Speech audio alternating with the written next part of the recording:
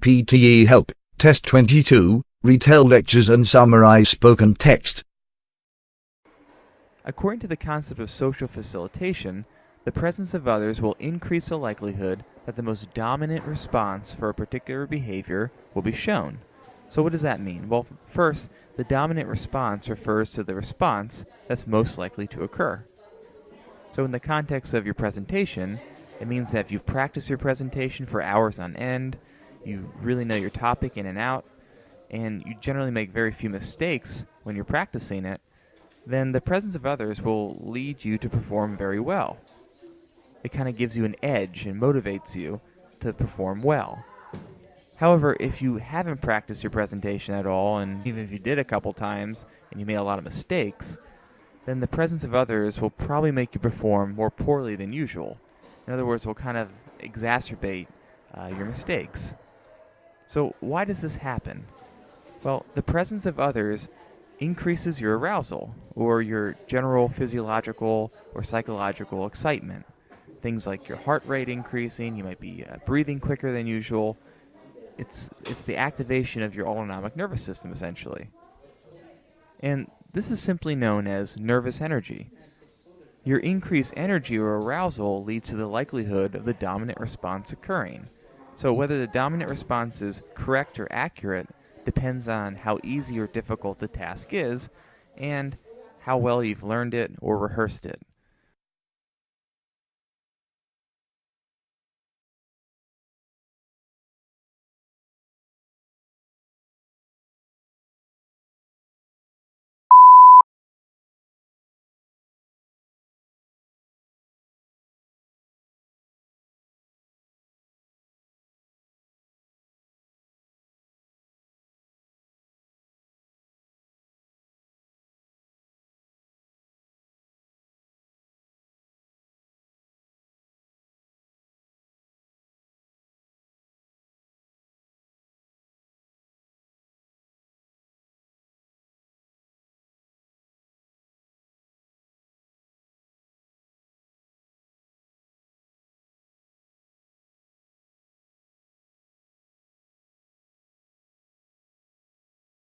PTE Help, Test 22, Sample 90 Scores Answer. The lecturer draws our attention on the fact that the presence of others while delivering presentation triggers the dominant response for a particular behavior. The speaker said that if you practice for hours, you make few mistakes, leading to motivation and effective execution. However, the speaker also highlights the facts that lack of practice sessions or rehearsals exacerbate the chances of mistakes because of your arousal, nervousness, or general physiological and psychological excitement. Overall, practice is the key to success.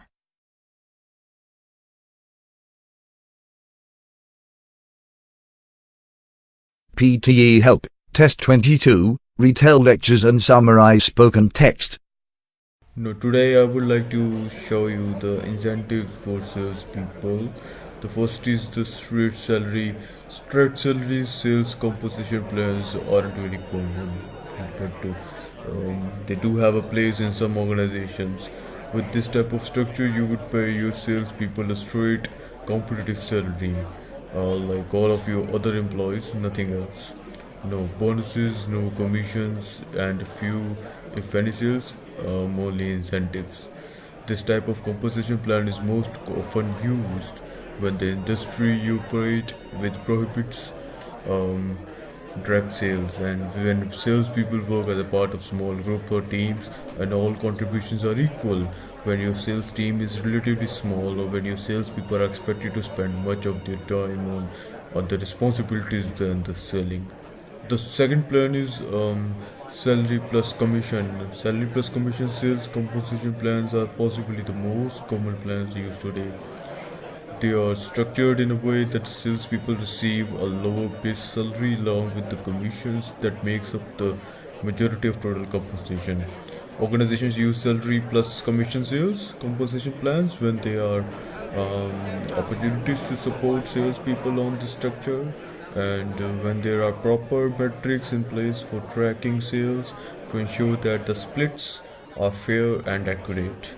This type of plan is often better choice as opposed to straight salary because it offers motivation to the increase productivity and achieve goals.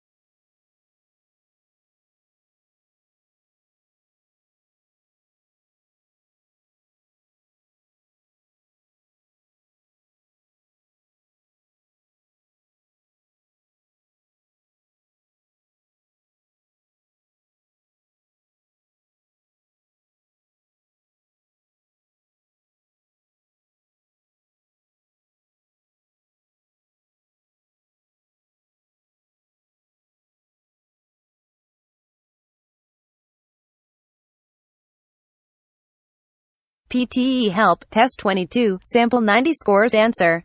The lecture deals with two plans which act as incentives for salespeople. The first plan is straight salary, where salespeople are not endowed with any kind of bonuses or commissions, except a competitive salary. The lecture also purposefully deals with the fact, which cannot be ignored, that these plans, however, offer no incentives for them to work harder.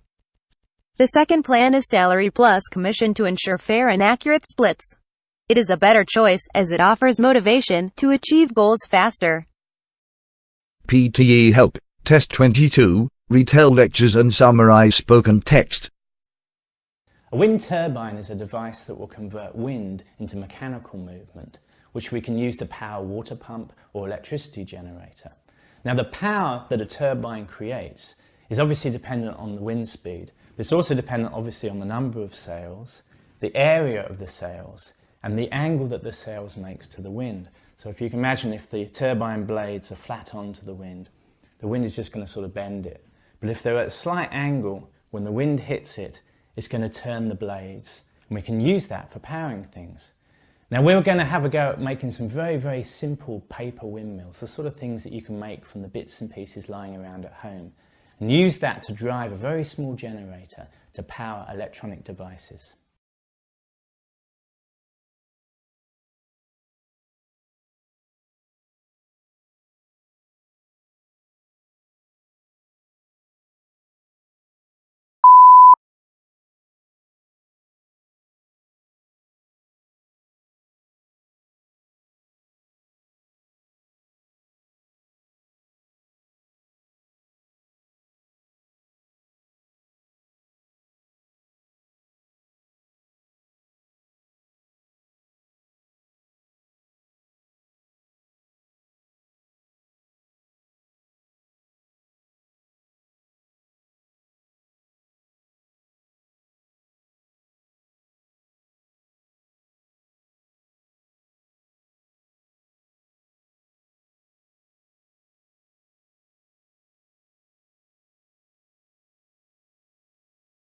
PTE Help, Sample 90 Scores Response. Wind turbines convert wind into mechanical movement, which can be used to power water pump and electricity generator. The power created by them depends on the number, area, and angle of the sails. In simple words, the power it creates depends upon the speed of wind. Turbine blades rotate when wind hits them at a slight angle. The speaker exemplifies it further by asking to make a simple paper windmill, and use that to drive very small generator to power electronic devices.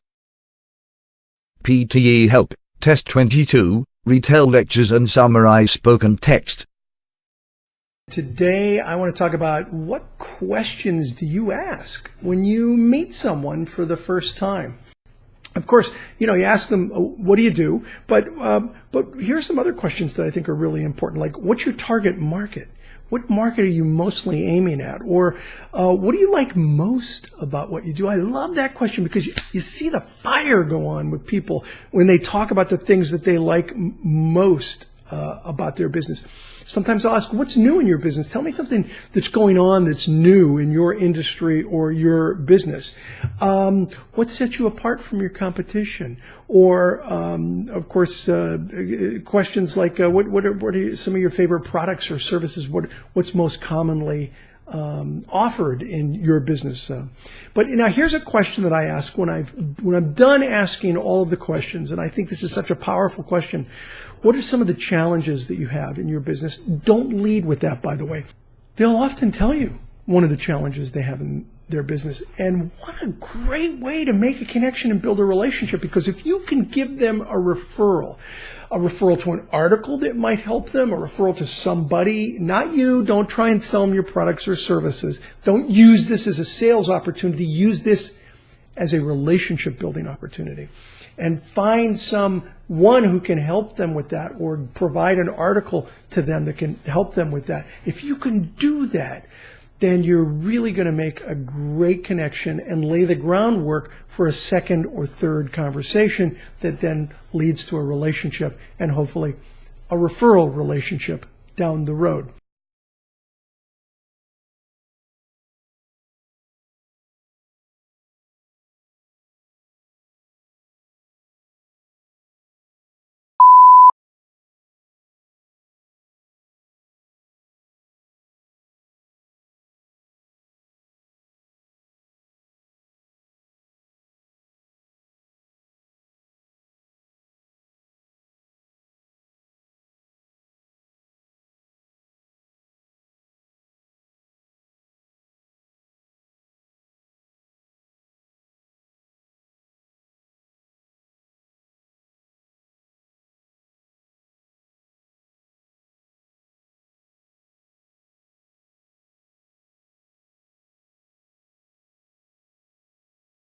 PTE Help, Sample 90 Scores Response.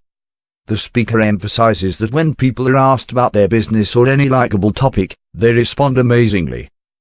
It could be about their products, services, uniqueness, competitiveness, or challenges they have.